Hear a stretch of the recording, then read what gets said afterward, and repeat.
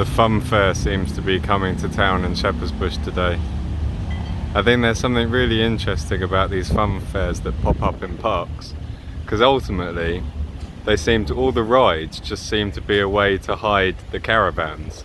So people always object to caravans moving into a park, but if they come with a bunch of rides to distract you and you don't notice the caravans, then what does it matter? And you'll notice when the fun fair is completely set up, the caravans will be neatly hidden behind every ride and behind barriers that you'd never even be able to see them. You can't tell they're there. It's an incredible, like, TARDIS-like operation.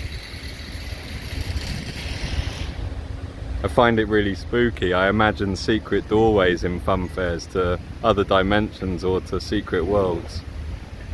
All because they have this way of hiding the caravans behind all the rides. In the 80s, when I was a little kid, you'd go on the Dodgems, these things here, which they call the Dodgems, but they weren't called the Dodgems, they were called bumper cars.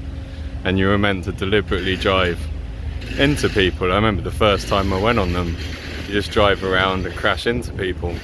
But then by the time I was about 6 or 7, suddenly you weren't allowed to intentionally crash into people anymore. And they were just called Dodgems, and you weren't meant to say they're called bumper cars anymore, and you were meant to just drive around in a circle and not hit anyone because they might hurt themselves.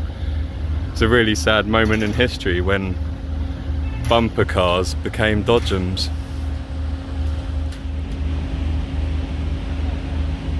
So I'd basically been on them once or twice as a kid, been told to drive round and crash into people, and then the next time I went on them I just seemed to be getting told off for doing something that I thought was right, and you get told, oh no, you're only allowed to go round clockwise, or don't hit that person, they'll get upset and they'll hurt themselves.